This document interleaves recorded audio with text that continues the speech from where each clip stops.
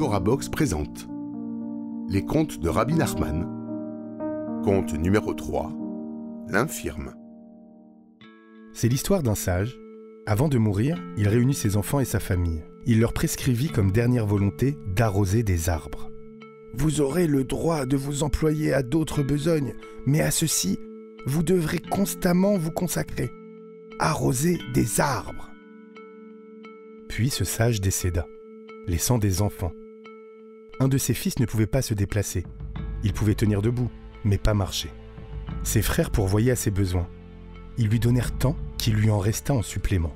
Il amassa ainsi peu à peu ce qui excédait de sa subsistance, jusqu'à ce qu'il totalisa une forte somme.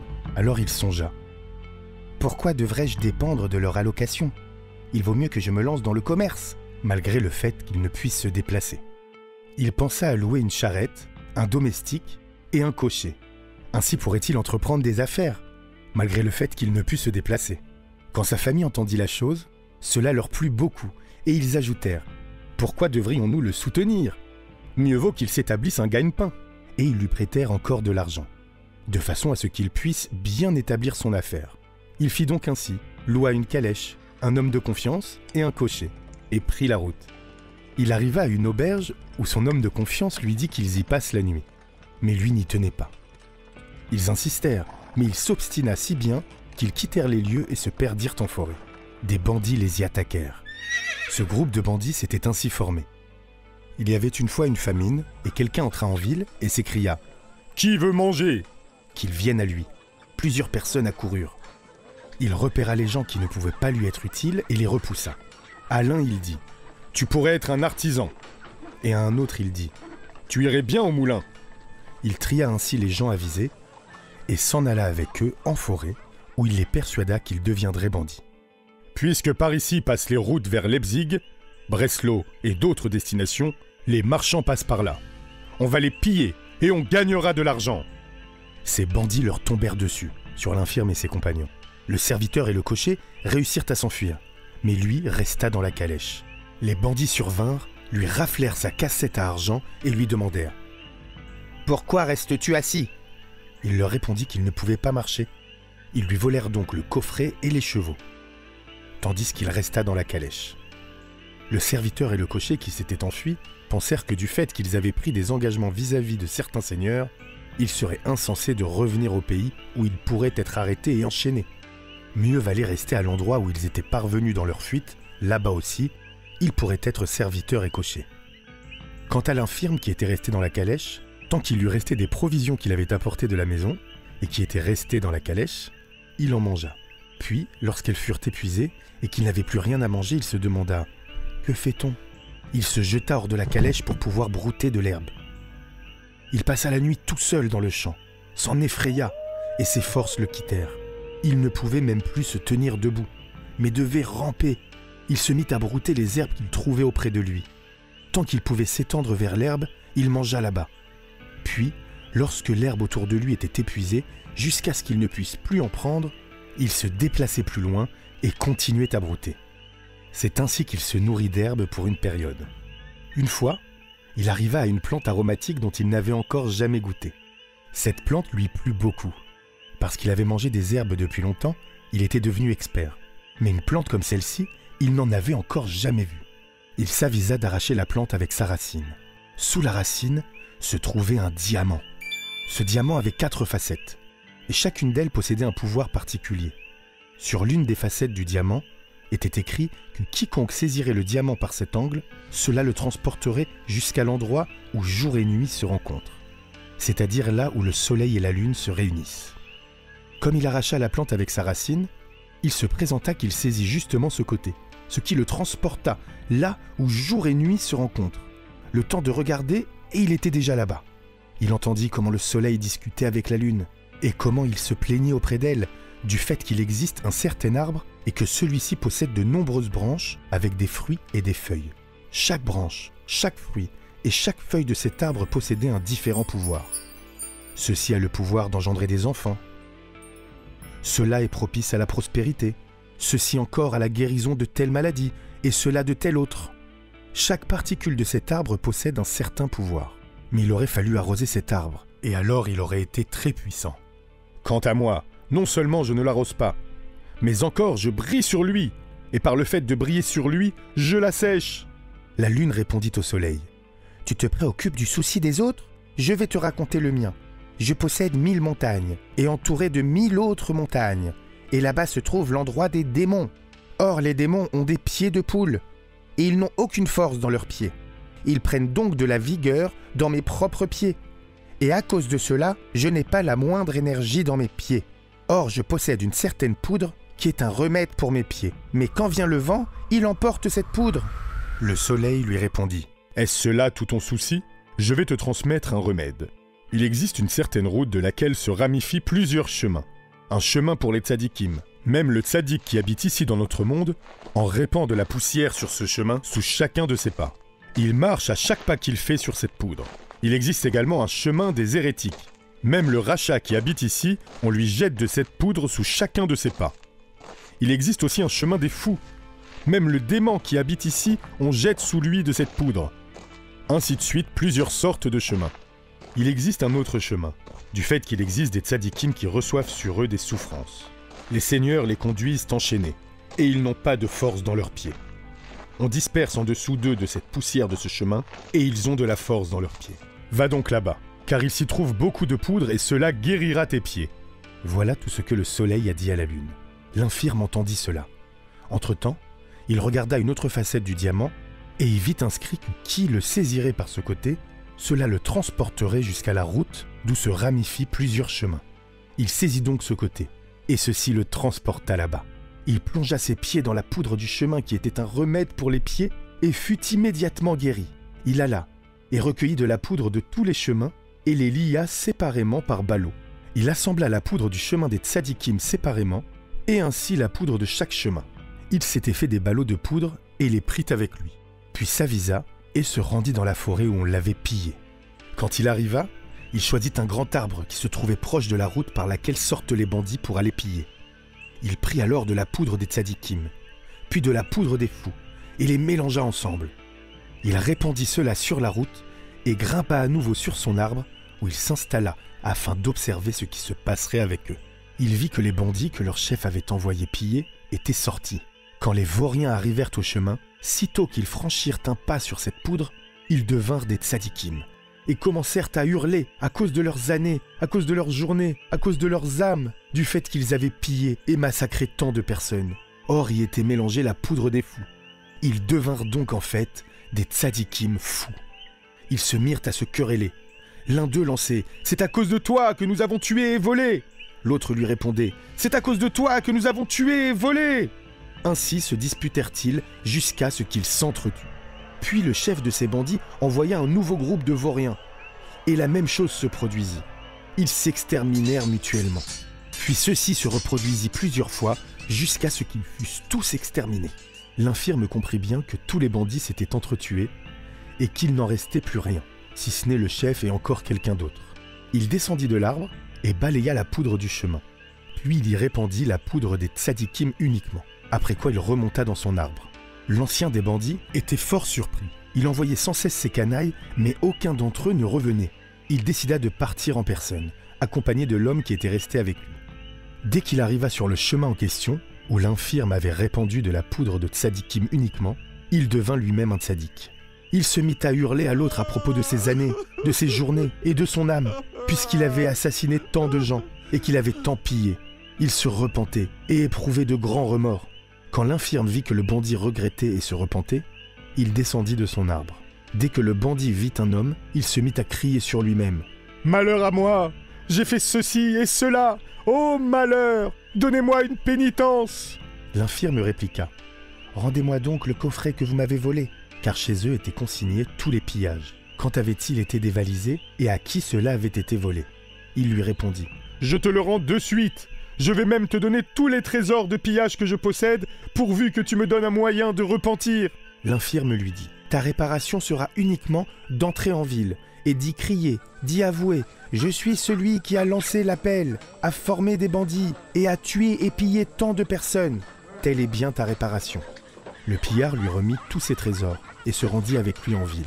Il fit comme convenu. Là-bas, on trancha son verdict. puisqu'il avait tué tant de gens, qu'il soit pendu, afin que l'on sache, c'est-à-dire afin que les autres s'en instruisent. L'ancien infirme réfléchit et décida de se rendre aux 2000 monts afin de voir ce qu'il s'y passait. Quand il arriva là-bas, il s'installa à l'écart des 2000 monts et vit qu'il y avait là-bas des milliers, des millions de myriades de familles de démons, car ces derniers se fructifient, se reproduisent et engendrent des enfants, tout à fait comme les humains. Ils sont très nombreux. Il vit que le roi était assis sur un trône, tel que nul être humain ne siège jamais sur un tel trône. Il vit que les démons faisaient des moqueries. L'un racontait comment il avait endommagé chez un tel un enfant, tandis qu'un autre rapportait comment il avait estropié la main d'une personne, puis un autre encore comment il avait blessé un pied, et ainsi de suite d'autres moqueries. Entre-temps, il aperçut un père et une mère qui allaient pleurant, et à qui l'on demanda « Pourquoi pleurez-vous donc ?»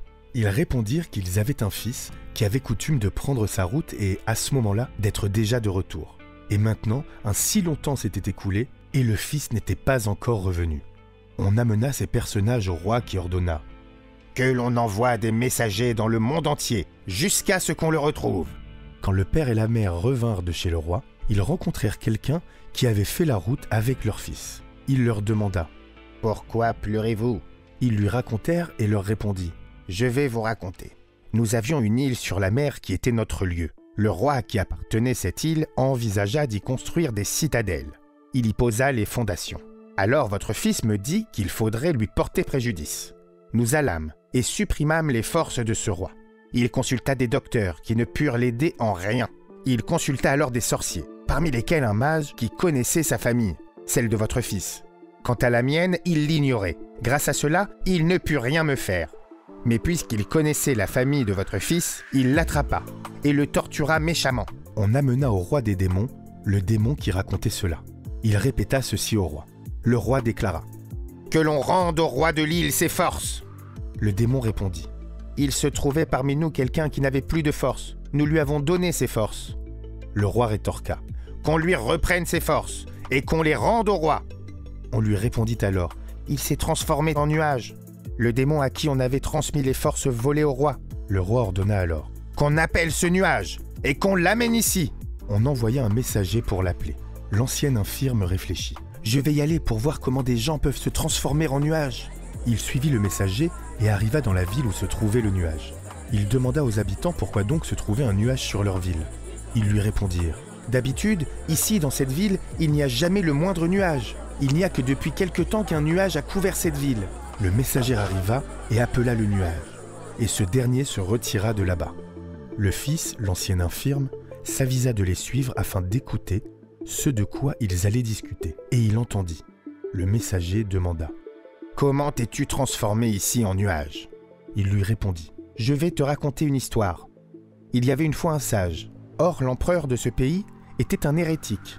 Il transforma tous les habitants en mécréants. Le sage s'éleva et convoqua toute sa famille en leur tenant ses propos. « Vous voyez bien que l'empereur est un hérétique qui a rendu tout le pays mécréant. Même une partie de notre famille, il l'a rendit hérétique. Ainsi partons vers le désert, afin de demeurer fidèles à notre foi en Dieu. » Ils acceptèrent ses propos, et le sage invoqua un nom, une formule sacrée, qui les transporta jusque dans un désert. Comme ce désert ne lui plut pas, il prononça encore un nom, et ils furent transportés dans un autre désert. Ce dernier non plus ne lui plut pas. Il prononça donc encore un nom, ce qui les transporta dans un nouveau désert, qui cette fois-ci lui plut bien. Or, ce désert se trouvait à proximité des 2000 monts. Le sage traça alors un cercle autour d'eux, de façon à ce que nul démon ne puisse les approcher. Il existe un certain arbre que si l'on pouvait l'arroser, il ne resterait rien du tout des démons. À cause de cela, se tiennent certains de nos confrères qui creusent jour et nuit des fossés, afin de ne laisser aucune eau parvenir à cet arbre. L'autre lui demanda « Pourquoi se tenir là et creuser jour et nuit? Si l'on creusait une seule fois, cela devrait suffire pour que l'eau n'atteigne pas l'arbre. » Il lui répondit « Comme parmi nous, les démons, il existe des parleurs, et ces parleurs vont et fomentent des disputes entre tel et tel roi, et c'est ainsi que se causent les guerres. Or, à cause des guerres, se font des tremblements de terre, et la terre qui entoure le fossé s'effondre, ce qui pourrait permettre à l'eau d'arriver jusqu'à l'arbre. C'est à cause de cela que nous devons nous tenir là et creuser sans cesse. Et quand s'élève un roi parmi nous, on fait en son honneur toutes sortes de blagues. On se réjouit. Un tel raconte comment il a abîmé un enfant et comment la maman s'en afflige. Un autre déballe une autre raillerie, et ainsi toutes sortes de plaisanteries. Alors, quand le roi entre en liesse, il va et se promène avec ses ministres et tente d'arracher cet arbre. Car si cet arbre disparaissait, ce serait formidable pour nous. Le roi renforce donc son cœur pour essayer d'arracher définitivement cet arbre. Mais lorsqu'il arrive près de lui, l'arbre pousse un hurlement. La frayeur tombe ainsi sur le roi et il rebrousse chemin. Une fois fut élu chez nous un nouveau roi. On fit devant lui de bonnes blagues. Il entra dans une grande liesse, renforça durement son cœur et se proposa d'arracher définitivement cet arbre. Il partit se promener avec ses ministres, affermit très fort son cœur et s'élança pour arracher irrémédiablement cet arbre. Mais lorsqu'il approcha de l'arbre, celui-ci lui lança un hurlement et le roi fut pris de frayeur. Il rebroussa chemin, entra dans une grande colère, puis revint. Entre-temps, il remarqua des gens qui étaient assis là-bas, le sage et son entourage. Le roi des démons envoya quelques-uns de ses personnages, afin qu'ils fassent quelque chose, abîmés, endommagés, selon leur coutume. Quand la famille du sage aperçut ces démons, tous furent saisis de frayeur, mais l'ancien les rassura. « N'ayez crainte !» Car lorsque les démons s'approchèrent, ils ne purent pénétrer à cause du cercle qui entourait le groupe du sage. Le roi envoya de nouveaux émissaires qui ne purent non plus y pénétrer. Alors le roi se mit en rage et s'approcha en personne, mais il ne parvint pas non plus à pénétrer dans le cercle. Le roi demanda au sage la permission de pénétrer chez eux. Le sage lui répondit « Puisque tu me le demandes, je vais bien te laisser rentrer. Cependant, ce n'est pas de bonne étiquette qu'un roi s'avance tout seul. C'est pourquoi je ne te laisserai entrer qu'accompagné d'un autre. » Il leur ménagea un portillon, et ceux-là entrèrent. Puis le sage referma le cercle. Le roi demanda au sage « Comment se fait-il que tu t'installes en mes lieux ?»« En quoi ce sont tes lieux? Ce sont plutôt les miens, » lui répondit le sage. Le roi répliqua alors au sage « N'as-tu donc aucune crainte de moi ?»« Non, » répliqua le sage. Le roi répéta « N'as-tu donc aucune crainte de moi ?» Tout en s'étirant et en devenant immensément grand jusqu'au ciel, et il s'apprêta à l'ingurgiter. L'ancien lui lança « Je n'ai quand même aucune peur de toi. Mais si je le voulais, c'est toi qui aurais peur de moi. » Le sage alla faire quelques prières. Alors ils se firent de lourds et grands nuages, accompagnés de puissants grondements. Or le tonnerre tue les démons.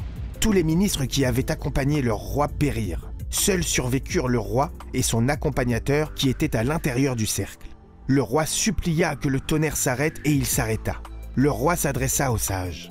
« Puisque tu es un tel personnage, je vais t'offrir un livre contenant toutes les familles des démons, car il existe des magiciens qui ne connaissent pas plus d'une seule famille. Et même cette famille, ils ne la connaissent pas complètement. Je vais t'offrir un livre dans lequel sont inscrites toutes les familles, parce qu'elles sont toutes inscrites auprès du roi, même les nouveau-nés. » Le roi envoya son accompagnateur chercher le livre.